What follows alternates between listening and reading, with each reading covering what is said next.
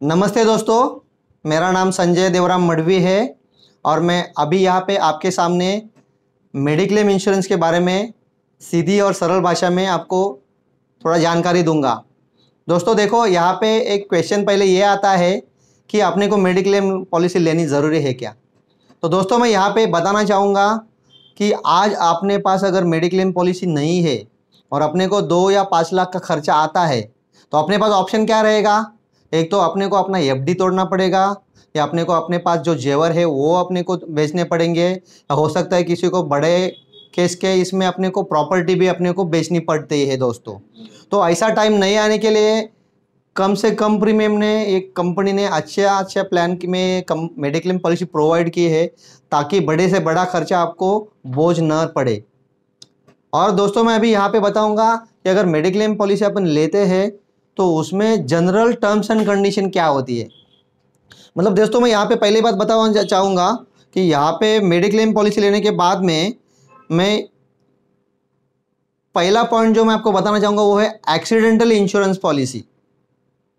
मतलब accidental insurance claim, जैसे accidental में कोई क्लेम आता है तो मेडिक्लेम पॉलिसी में अपने को कोई भी वेटिंग पीरियड नहीं है दोस्तों। एक्सीडेंटल के क्लेम में अपने को डे 1 से यह पॉलिसी यहाँ पे कवर कर रही है।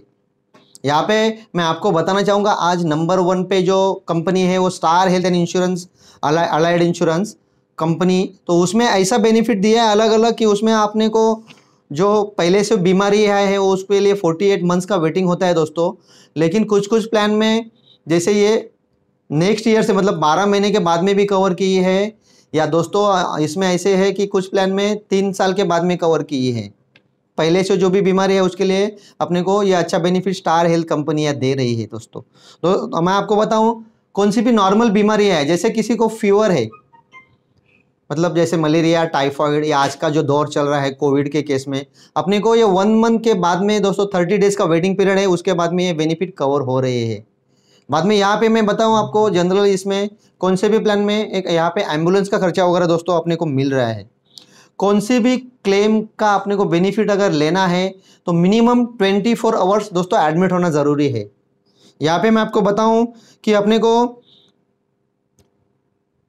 किसी भी प्रकार की टेस्ट आपने जैसे कोई आपने कुछ भी आपने को लगता है कुछ तकलीफ है और आप जाओगे डॉक्टर के पास या आप बोलोगे कि मेरे को चेकअप करना है, तो आपने जैसे ब्लड चेकअप किया या डायग्नोसिस कोई भी किया आपने, मतलब कोई भी हो जैसे ईसीजी हो या सिटी स्कैन हो, लेकिन इसमें कुछ डायग्नोसिस मतलब कुछ बीमारियां डिटेक्ट नहीं हुई है तो ये टेस्ट किया हुआ करने के लिए अपने को ये क्लेम का बेनिफिट नहीं होता है। लेकिन अगर ये टेस्ट आपने की और आपको अगर कोई बीमारी या कुछ डिटेक्ट होती है तो कंपनी ने बेनिफिट दी है कि अपने को एडमिट होने से पहले का, जिसको अपन प्री हॉस्पिटलाइजेशन करके बोलते हैं, उसका 60 डेज तक का खर्चा कंपनी प्रोवाइड कर रही है। बाद में अपने को ये पॉइंट में बताना चाहूँगा पोस्ट हॉस्पिटलाइजेशन डिस्चार्ज होने के बाद में दोस्तों यहाँ पे 90 डेज तक का खर्चा कंपनी कवर कर रही है दोस्तों। यहाँ पे मैं आपको और बताना चाहूँगा कि परमानेंट एक्सक्लूजन दोस्तों ऐसी कुछ बीमारियाँ है जिसके चलते अपने को कवर नहीं होता है। मैं आपको बताऊँ जन्म से ही किसी को अगर कोई बीमारियां है तो किसी भी पॉलिसी में कंपनी कवर नहीं करती है, कोई भी कंपनी। बाद में यहाँ पे बताऊँ मैं कॉस्मेटिक सर्जरी या टॉनिक या जनरल वीकनेसेस है, या किसी ने सुसाइड करने का प्रयास किया और उसको हॉस्पिटलाइज होना पड़ा तो भी कंपनी इसमें कवर नहीं देती है दोस्तों। दोस्तों अगर आपने पॉलिसी लेते टाइम कंपनी को सही जानकारी नहीं दी है, बराबर है, कभी कभी ऐसा होता है कि चलो ठीक है ये मुझे तकलीफ थी लेकिन मैं अभी नहीं बता रहा हूँ, लेकिन दोस्तों ऐसा कभी भी नहीं करना है। जो भी है अपने को जो फैक्ट है वो कंपनी को बताना है।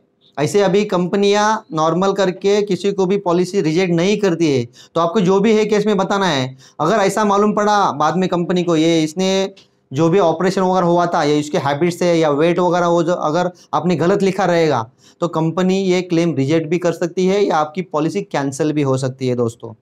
यहाँ पे दोस्तों पॉलिसी जब आप रिन्यू करते हैं तभी ग्रेस पीरियड होता है। मतलब नॉर्मल कोई प्लान में 30 डेज का ग्रेस पीरियड है और पॉलिसी एक्सपायर होने के बाद में अगर ग्रेस पीरियड है आपने पॉलिसी रिन्यू नहीं की है, उसी के बीच में पॉलिसी रिन्यू करने के बीच में अगर आपको कौन सी बीमारी अगर होती है तो उसका आगे चल के आपको कभी भी बेनिफिट नहीं मिलेगा।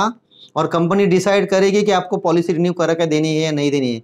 इसके लिए किसी भी पॉलिसी में ग्रेस पीरियड की राह नहीं देखनी है, टाइम के पहले ही रिन्यू करके पॉलिसी अपनी चालू रखनी है दोस्तों यहाँ पे मैं बताऊं, क्लेम के दो टाइप है, एक तो कैशलेस और रीइंबर्समेंट। यहाँ पे कैशलेस क्लेम जब भी होता है तभी अपन क्या करते हैं, अपना जो पॉलिसी पेपर है, पॉलिसी डॉक्यूमेंट्स और साथ में अपना फोटो आईडी प्रूफ, ये अपन हॉस्पिटल में देते हैं। तो हॉस्पिटल वाले कंपनी को जो भी है वो मेल करके वहाँ से क्लेम लेती है। मतलब ये अमाउंट जो है वो हॉस्पिटल वाले डायरेक्ट कंपनी से लेते हैं, उसको अपन कैशलेस बेनिफिट बोलेंगे। बाद में रीइंबर्समेंट जब भी होता है दोस्तों, तभी अपने को 24 आवर्स के पहले इसका इंटीमेशन देना ज़रूरी होता है। वो केस में इंटीमेशन देके इंटीमेशन नंबर आता है, तो उसके बाद में जो भी अपने को प्रॉपर डॉक्यूमेंट्स है, जैसे डिस्चार्ज कार्ड है, कंपनी के बिल्स है, डॉक्टर के प्रिस्क्रिप्शन, कैंसिल चेक वगैरह अपना देके, पॉलिसी डॉक्यूमेंट सब देके अपने को ये क्लेम कवर करना है, उसको अपन रीइंबर्समेंट क्लेम बोलते हैं दोस्तों। ऐसे ये अपने मैंने टाइप्स बताए। अभी मैं यहाँ पे एकदम से बढ़िया पॉइंट बोलने जाऊँगा दोस्तों। देखो कैसा होता है, नॉर्मली सभी को ऐसा लगता है कि मैंने पॉलिसी ली तो मुझे 100% खर्चा मिलना चाहिए, लेकिन दोस्तों ऐसा नहीं होता है। कोई भी क्लेम का जो बेनिफिट है अपने को, वो कंपनी के terms and condition, rules and regulation के हिसाब से ही मिलेगा। मतलब नॉर्मल अपन देखेंगे ना, तो जैसे अपन एडमिट जब भी होती है तो डॉक्टर हॉस्पिटल एडमिशन फ़ी, बाद में अपने को टॉनिक्स वगैरह प्रोवाइड करते हैं, या मिसलेनियस जैसे सिरिंज है, बैंडेड है, ये जो भी खर्चे है उसके चलते अपने को ये अमाउंट नहीं मिलता है। आज के पैंडेमिक टाइम पे अपने को जो पीपीई किट, हैंगलो, सैनिटाइज़र जो भी अपने को डॉक्टर यूज़ करते हैं हॉस्पिटल वाले, उसका खर्चा अपने को नहीं मिलता है, क्योंकि वो टर्म्स एंड कंडीशन के हिसाब में नहीं बैठता है। तो मैं यहाँ पे आप ये बताना चाहूँगा कि star health and insurance company ने अलग अलग सभी लोगों के लिए, जैसे जिनको कैंसर होके गया है या जिनकी बाईपास सर्जरी हुई है, एंजियोप्लास्टी हुई है, उनको भी कंपनी मेडिक्लेम पॉलिसी करा के दे रही है। जिनको अभी डायबिटिक है, इंसुलिन पे है, उनको पॉलिसी कंपनी दे रही है। मतलब सभी प्रकार की पॉलिसियाँ है। जैसे नॉर्मल मैं आपको बताऊं, जिनकी उम्र 60 से अबव है उनके लिए कोई पॉलिसी देता नहीं, लेकिन star health and allied insurance company ने वो भी अपने को बेनिफिट दिया है। सीनियर सिटीजन रेड कारपेट करके उनके पास प्रोडक्ट है, वो है। बाद में अपने को सुपर सरप्लस, जैसे अपने को ऐसा पॉलिसी होती है कि नॉर्मली अपनी 5 लाख की पॉलिसी है, अगर वो 25 लाख की है तो अपने बजट में नहीं बैठता है, तो सुपर सरप्लस, सुपर टॉपअप, जैसे टॉपअप पॉलिसी अपन उसको बोलते हैं, सुपर सरप्लस पॉलिसी का नाम है। तो उसमें वो बेनिफिट अच्छे से कवर किए है कंपनी ने, मतलब एडिशनल अपने को जो भी है खर्चा उसमें से कवर हो रहा है दोस्तों। ऐसे बहुत से अच्छे बेनिफिट के साथ में star health and allied insurance ने अपने को ये मौका दिया है। तो मैं चाहूँगा कोई भी आज के तारीख में विदाउट मेडिक्लेम इंश्योरेंस का अगर है तो उनको, उनके फैमिली को बहुत सफ़र करना पड़ सकता है। तो मेरी आपसे ये दरख्वास्त है, आपसे विनंती है कि आप पक्का ये मेडिक्लेम पॉलिसी ले लीजिए। ये जनरल टर्म्स एंड कंडीशन में दोस्तों और एक ऐसा पॉइंट है कि कुछ सर्जरी ऐसी है कि उसमें अपने को 2 इयर्स का वेटिंग है। जैसे मैं बताऊं आपको, प्लान्ड सर्जरी जिसको अपन बोलेंगे, मतलब ऐसी कुछ बीमारियां है कि उसमें अपन वो बीमारी को रोक सकते हैं। जैसे किसी को स्टोन का तकलीफ है तो ज़्यादा पानी वगैरह पी के या आयुर्वेदिक कोई ट्रीटमेंट करके वो आगे चल के बढ़ा सकता है, उसको ऐसा ज़रूरी नहीं कि इमीडिएट सर्जरी करनी है, उसको प्लान सर्जरी बोलते हैं अपन। ऐसी कुछ बीमारी है उसके लिए 2 इयर्स का वेटिंग है। जैसे मैं आपको बताऊं, कैटरैक्ट, थायराइड, हर्निया, बाद में अपना पाइल्स है, फिस्टुला है, फिशर है, बाद में गाल ब्लैडर स्टोन है, या अपना किडनी स्टोन है।